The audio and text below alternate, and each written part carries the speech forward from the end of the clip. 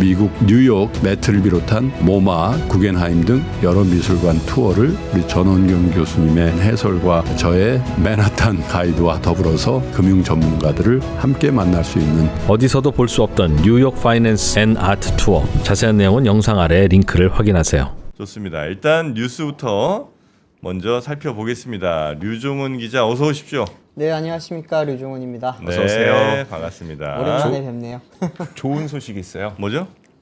류종훈 기자가 굉장히 그 업계 중책을 맡았습니다. 업계? 네, 뭐죠? 류종훈 기자?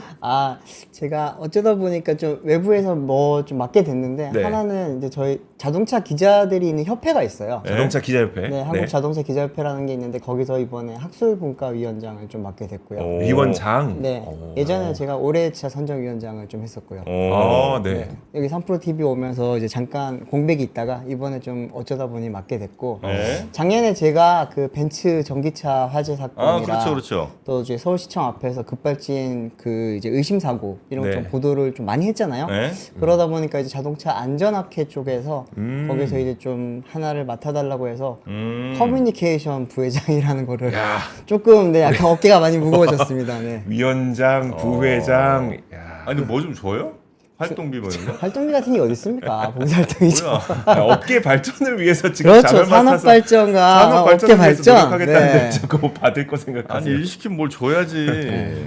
뭐 또 그만큼 뭐 또 제가 이제 3프로 TV를 알리고 저도 알리고 그래요. 그렇게 되는 거니까. 알겠습니다. 자, 류 위원장님과 함께 오늘 뉴스들 살펴볼 텐데 네. 지난주가 그 MWC 모바일 네. 월드 콩그레스 갔다 왔잖아요. 그렇습니다. 네. 혹시 뭐 뒷얘기 같은 것들은 조금 있습니까? 그거는 저희 앞권에서 제가 앞권에서? 한번 재밌게 한번 털어드릴 네, 거고 네. 내일 이제 제가 좀 재밌는 거 이제 유럽 갔으니까 제가 또 자동차 쪽이다 보니까 유럽 하면 사람들이 여전히 머릿속에는 디젤 이야기를 많이 생각을 하고 그렇죠. 계시고 네. 유럽 하면 해치백 네. 많이 생각을 하시는데 실제로 가보면 조금 많이 바뀌었습니다. 그리고 이제 알겠습니다. 생각보다 일본 차들이 많이 보이더라. 음. 네, 그 이유는 뭐 내일 한번 들어보시면 아실 겁니다. 그래요? 네. 자, 그럼 뉴스 한번 들어볼까요? 네, 일단은 바로 뉴욕 증시부터 말씀드리겠습니다. 네. 띄워주십시오. 뉴욕 증시는 이제 다우존스 같은 경우에는 지금 3일 연속 좀 하락세를 보이면서 어제 이제 0.2% 하락한 채 마감이 됐고요. 나스닥 같은 경우에는 1.22% 상승한 채 마감을 했습니다. S&P 500도 0.49% 상승을 했고요. 네. 러셀 2000도 0.17% 소폭 상승을 했습니다. 어제 같은 경우에는 이제 뭐 CPI 영향도 있었고 여러 가지 영향들 줄 수 있는 요인들이 많았는데 일단은 M7 종목들을 보시면은 이제는 그 애플만 빼고는 좀 많이 올랐고요. 특히나 이제 어제 테슬라가 좀 많이 올랐죠. 네. 테슬라가 어제 7% 이상 오르면서 또 이제 엔비디아도 오르고 이렇게 되면서 어제 좀 기술주 관련해서는 많이 좀 좋은 모습을 보였던 것 같습니다. 특히나 이제 엔비디아가 오르니까 반도체 종목들이 다 올랐거든요. 네.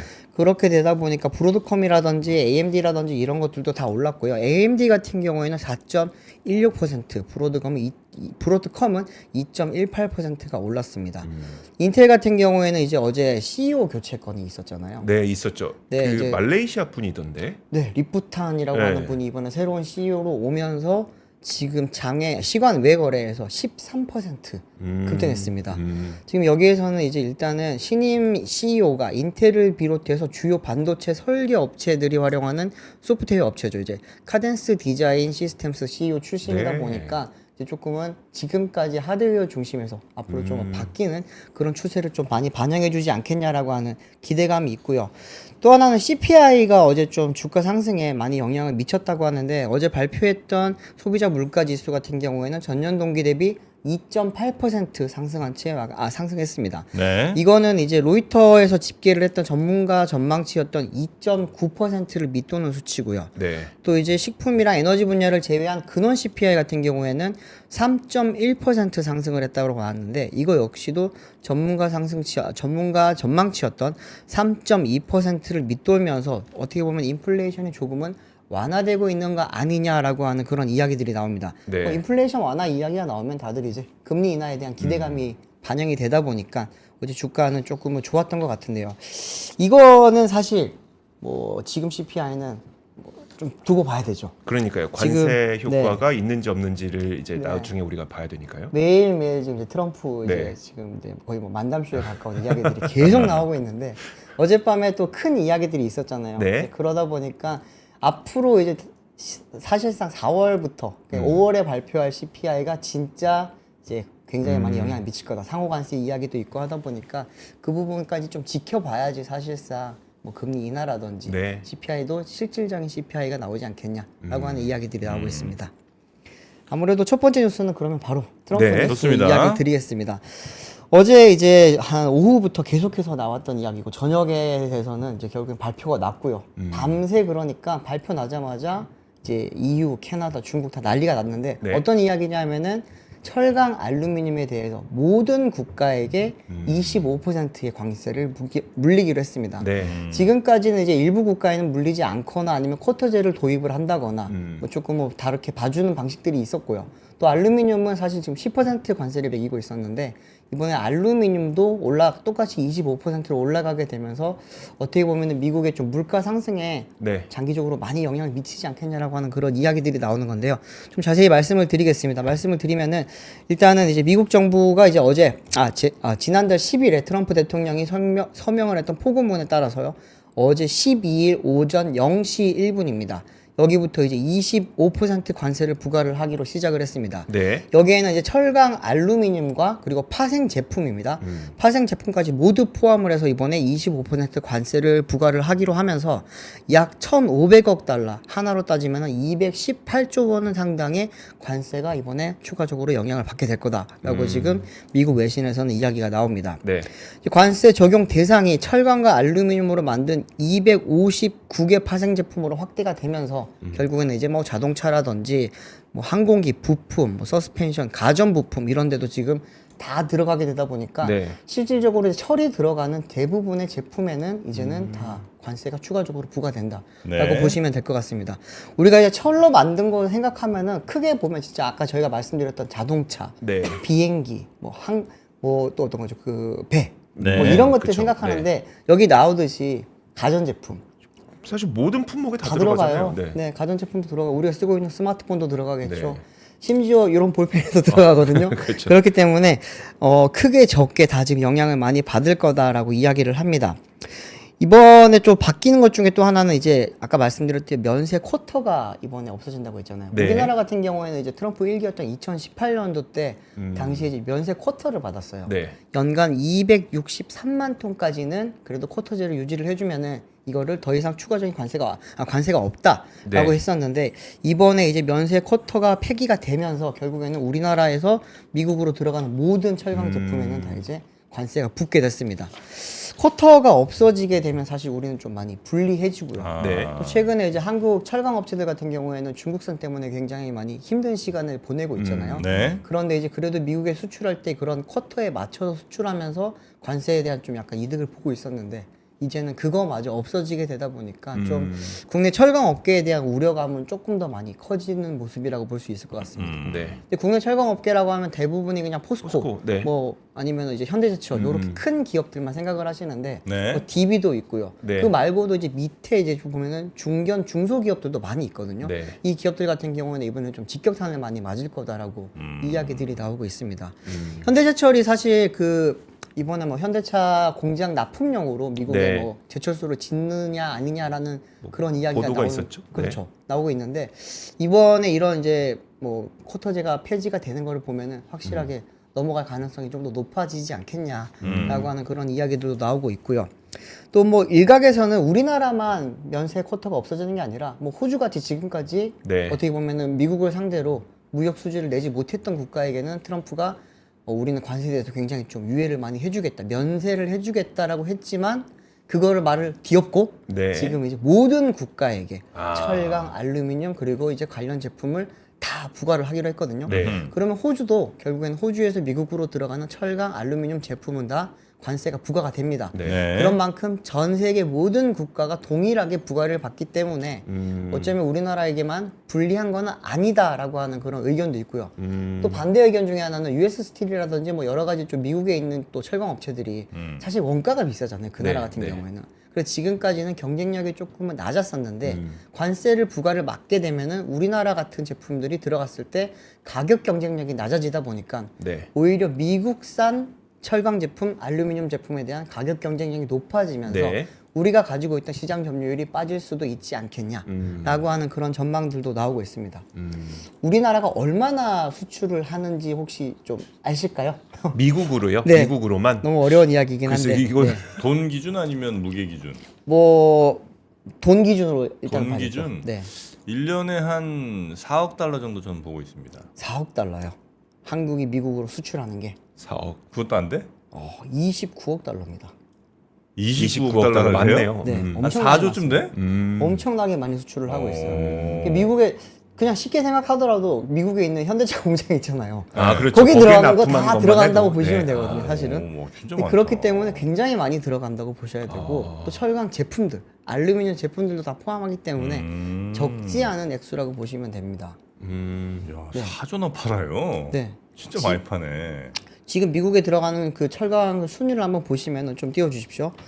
캐나다에서 가장 많이 들어갑니다. 캐나다에서 71억 4천만 달러 지금 들어가고 있고요. 그 다음에 멕시코, 그 다음에 브라질이고요. 4위가 한국입니다. 한국에서 이제 차지하는 비중이 9% 정도 지금 차지를 하고 있고요. 네. 알루미늄 같은 경우에는 좀 더 큽니다. 이게 보시면은 캐나다에서 94.2% 아유. 94억 2천만 달러가 들어가긴 하는데 예. 이게 뭐 절반 이상을 차지를 하고 있고요. UAE 다음이 한국입니다. 한국 밑에 중국이 있어요. 그러니까 한국에서 들어가는 철강 제품, 철강 알루미늄 그리고 관련 제품이 전부 다 굉장히 상위권을 차지한다고 보시면 그러네요. 되기 때문에 네. 이번 조치가 사실은 우리나라에게는 좀 큰 영향을 미친다고 지금 볼 수밖에 저거 없습니다. 알루미늄 만약에 저 캐나다에 세게 때리면 네. 캐나다 타격이 좀 크겠네. 그러니까요. 그렇죠. 캐나다 같은 경우에는 지금 뭐 트럼프 대통령 취임부터 해서 뭐 트루도 총리가 집에 가는 데까지 네. 여러 영향을 지금 미치고 있잖아요. 네. 근데 이번에 좀 새로 온 총리 같은 경우는 조금 강경하게 대응을 하려고 하고 있고 네. 실질적으로 이제 어제 이 발표가 나자마자 캐나다에서는 그럼 우리는 30조 원 규모의 추가적인 보복 관세를 하겠다라고 이야기를 하면서 좀 약간 관계가 점점 안 좋아지고 있다고 보시면 됩니다. 뭐 네. 어젠가 그제께였죠. 그때 뭐 50한번대 주 이야기를 다시 한 번 더 트럼프가 그랬죠, 이야기를 네. 꺼냈잖아요. 그러면서 지금 캐나다 쪽에서는 굉장히 분위기가 안 좋은 상황인데 어제 또 이런 또 관세 이야기가 같이 또 겹치다 보니까 그럼 우리는 또 다시 사실 앞서서 한번 30조 원 규모의 보복 관세 이야기를 했고 네. 이게 지금 4월 2월까지 지금 미뤄져 있는 상황이잖아요. 네. 그런데 여기에 추가적으로 지금 이번에 다시 30조 원을 다시 한 번 더 이야기를 한 거다 보니까 이 부분은 미국 입장에서도 사실은 조금은 타격이 적진 않을 겁니다. 많은 이제 보도가 됐던 거는 대표적으로 뭐 버번 위스키 같은 것들이 있기는 한데 위스키? 네. 미국산 버번 위스키가 캐나다로 많이 들어가거든요. 그걸로 과연 그거랑 철강이랑 완전 처음에 네. 지금 자동차를 만들어야 되는데 철이 비싸서 만드네 못 만드네 하는 거랑 버번 위스키랑은 좀 조금 뭐 이거는 캐나다가 이기기 어려운 싸움인 것 같다. 왜냐면 어쨌든 미국이 수입하는 게 훨씬 많을 거 아니에요, 크고. 네. 그렇죠, 그렇죠. 그러니까 결국은 키는 이래서 나라가 돈이 많아야 돼. 맞아요. 여튼 네. 캐나다도 보복 관세를 얘기하고 있지만 미국으로서는 할 카드가 좀 더 네. 많이 있는 거 아닌가? 훨씬 사실 많이 있죠. 그렇겠죠. 그리고 또 이제 EU 입장에서도 굉장히 지금 열을 많이 받잖아요. 이 네. 보복 관세 그 관세 그 부과 정책이 나오자마자 EU에서도 우리는 그러면 40조 원 규모의 보복 관세를 때리겠다라고 네. 이야기를 했고요. 이렇게 되면서 이제 결국에는 미국에서 유럽으로 들어가는 뭐 다양한 농축산물 네. 그리고 이제 생각보다 좀 비중을 많이 차지하는 것 중에 하나가 오토바이가 있더라고요. 오토바이? 할리 데이비슨 오토바이 같은 거. 네. 그런 것도 이제 보복관세에 포함이 되다 보니까 이게 그러면 결국에 안 그래도 지금 미국에서 그 유럽 내에서 미국산 제품에 대한 인기가 별로 없는데 네. 공산품에 대한 인기가 더욱더 떨어지지 않겠냐. 이렇게 되면 미국 산업에 오히려 좀 역효과를 불러올 수 있는 그런 정책이 아니냐. 이런 지금 네. 비판도 많이 나오고 있는 상황입니다. 또 중국 같은 경우에도 지금 필요한 조치, 모든 조치를 이번에 찾아서 우리도 보복을 하겠다라고 네. 이야기를 했거든요. 그러니까 여기서 보시는 것처럼 아까 제 표 다시 한번 띄워주세요. 중국에서 들어가는 지금 철강도 생각보다 적지 않습니다. 8억 달러, 알루미늄 같은 경우도 7억 7천만 달러 이렇기 때문에 중국 입장에서도 지금 안 그래도 여러 가지 지금 많이 당하고 있잖아요. 네. 그런 상황에서 이런 또 이제 원자재까지도 다시 한 번 더 당하게 된다고 생각을 하니까 좀 미중 관계는 좀 계속해서 한동안 안 좋지 않겠냐 그런 지금 전망들이 나오고 있습니다. 제가 이게 곰곰이 생각해 보니까 네. 트럼프가 다른 나라들의 이런 여러 산업들을 경쟁력을 약화시키기 위해서 네. 그러니까 경쟁력 약화라는 건 그 나라 그 산업을 망하게 하기 위해서 관세를 막 미친데 아주 불확실성을 굉장히 높이는 것 같아. 네. 이 나라가 예를 들어 뭐 알루미늄을 잘해. 이 나라의 관세 한 100% 때리고 다른 나라 거 막 해. 그럼 다른 나라 정신없이 또 어떻게 막 공장 짓고 막 만들겠지? 네. 그러면서 저 원래 잘하던 나라는 망하겠죠? 그 알루미늄 산업 네. 이쪽은. 그리고 다시 이제 관세 원상 회복하면 원래 잘하던 나라가 그냥 아예 산업 기반 자체가 무너지는 거죠 그렇겠죠. 그쪽에. 네. 그럼 이제 서로 그렇게 이것저것 돌려가면서 다 약하게 만들어 버리면 결국 그 나라의 강점들은 사라지니까 네. 미국에서 만드나 다른 데서 만드나 큰 차이가 없어지는 그런 상황을 가져올 수도 있겠다. 네. 빅픽처를 그렇게 그리고 있는 거 아닌가. 뭐 미국 입장에서는 되게 굉장히 본 국가 중심적인 마인드죠. 우리나라에서 네. 어차피 다 팔 거니까 네. 우리나라가 가장 큰 시장이니까 소비 입장에서 네. 니들은 우리나라에서 팔 수밖에 없을 거다. 그렇기 네. 때문에 관세에 대해서 함부로 덤비지 못할 거다라고 네. 하는 생각을 하는 건데 다른 생각을 또 만약에 해본다면은 이제 요즘 블록화가 좀 많이 되고 있잖아요. 미국은 미국 거, 유럽은 유럽 거 이렇게 지금 예전에는 자국 우선주의에서 요즘 네. 약간 블록으로 다시 넓어지고 있는데 EU 입장에서 어떻게 보면 미국을 왕따를 시켜버리고 우리끼리 손잡자 네. 브릭스랑 한국까지 포함을 해서 이렇게 될 경우에 과연 어떻게 될 것인가 그럼 미국이 자급자족이 가능한 국가로서 갈 수 있나? 이 부분은 굉장히 어려운 이야기가 되거든요. 네. 그러다 보니까 이제 관세가 이게 지금 굉장히 단순한 이야기가 아니더라고요. 미국은 지금 아까도 저희가 CPI 잠깐 말씀드렸지만 미국을 강하게 만드는 것 중에 하나가 우리 자체 내국, 우리나라 내에 지금 있는 세금을 낮추고 네. 관세를 통해서 세수를 우리가 올려서 이제 어떻게 보면 뭐 그 미국 내 그 뭐라 그러죠? 그 재무적인 걸 네. 좀 많이 올리겠다라고 하는 이야기를 했던 건데 관세를 이렇게 계속 올리다 보면 결국엔 소비자 물가 올라가게 되고 그러면은 실질적으로 이제 직접세는 낮춰놨지만 네. 간접세가 올라가는 상황이 되잖아요.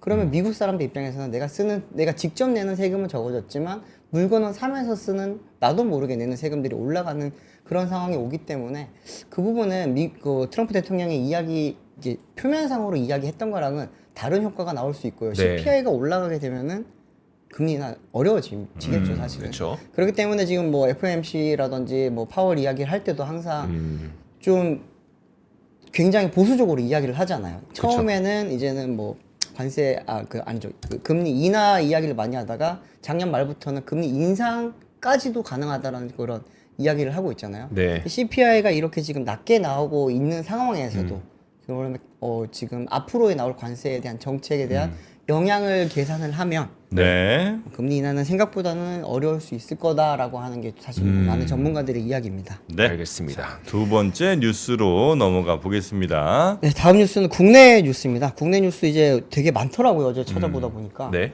그 중에 제가 제 눈에 가장 많이 들어왔던 거는 상속세. 상속세가 이제 좀 변경이 됩니다. 네. 75년 만에 상속세를 이번에 좀 대수술을 한다라고 하는데 75년. 네. 이게 뭐 그 가장 기본 큰 골자를 보면은 받은 만큼 낸다라는 거더라고요. 네. 근데 주는 만큼 내는 게 아니라 받은 만큼 낸다.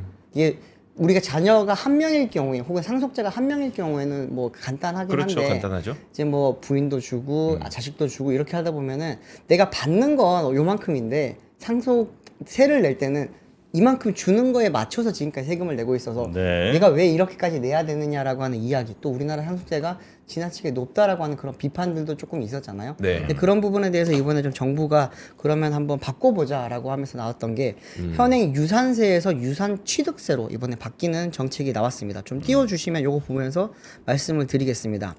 현재 지금 부과를 하고 있는 유산세 같은 경우에는 전체 유산을 기준으로 해서 과세를 하고 있습니다. 네. 또 인적 공제 같은 경우는 일괄 공제 또는 이제 기초 플러스 자녀 공제 합계 중 큰 금액을 제공을 한다라고 했었는데 지금 이제 바뀌는 거는 일괄 공제가 폐지가 된다라고 하고요. 가장 지금 쉽게 이해를 할 수 있는 거는 자녀 공제가 10배 늘어났습니다. 지금 한 자녀에게 인당 5천만 원의 공제가 있었는데 이게 5억 원으로 늘어나게 되고요. 네. 배우자 공제 같은 경우에도 5억 원에서 10억 원으로 늘어나게 됐습니다.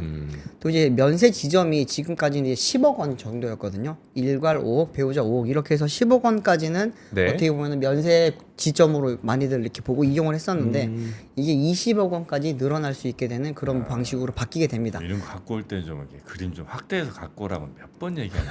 잘라서 갖고 오는 걸 잘라서 깜빡했네요. 네. 잘라서 갖고 와야지. 이거 그러면 폰으로 밑에 거 보면 크게 띄워주세요. 보이냐 이게? 핸드폰으로 보는데. 아이고. 죄송합니다. 좀 띄워주세요. 네. 과세 방식 예시를 한번 보시면은 네. 30억 원을 나눠준다고 했을 때요. 네. 30억 원을 상속을 한다라고 했을 때 현재 지금 유산세 방식으로 봤을 때는 총 4억 4천만 원의 과세가 됩니다. 배우자, 자녀 2명이 갔을 때요. 그런데 이제 유산 취득세 내가 받는 만큼 내는 방식으로 바뀔 경우에는 일단은 10억까지는 배우자는 내지 않는다고 했잖아요. 네. 그러다 보니까 비과세가 되게 되고요. 그리고 이제 자녀 한 명당 10억씩 받게 될 경우에는 9천만 원씩 과세가 되면서 총 1억 8천만 원 과세가 됩니다. 쉽게 네. 말하면은 상속받는 분들이 내는 세금 자체가 한 60%가량 감소를 한다라고 하는 그런 이야기입니다. 이게 이번에 만약에 의결이 될 경우에는 2028년도부터 이번 네. 이 제도가 시행이 될 예정이고요. 만약에 이게 이렇게 되면은 사실 제일 우려하는 바는 세수가 많이 줄지 않겠냐라고 그렇죠. 하는 부분이잖아요, 사실은. 근데 실제로 유산 취득세로 전환을 하게 되면은 세수는 좀 많이 줄어들 거라는 이야기가 나오고 있습니다. 지금 이제 상속세 세수를 보셨을 때 2020년도 때 3조 9천억 원, 21년도 때 6조 9천억, 22년 7조 6천억, 23년도 때 8조 5천억 이렇게 계속 올라갔었는데 네. 이게 만약에 유산 취득세로 바뀌게 된다면은 그러면은 6조 5천억 원 정도로 좀 많이 줄 거다. 쉽게 말하면 한 2023년 기준 대비 2조 원 가량 줄 수 있을 것 같다라고 네. 하는 그런 이야기들이 나오고 있습니다. 이게 어떻게 생각들을 하시는지 좀 여쭤보고 싶어요. 솔직히 말해서 이게 과연 이렇게 상속세를 낮춰주는 게 누굴 위한 건지?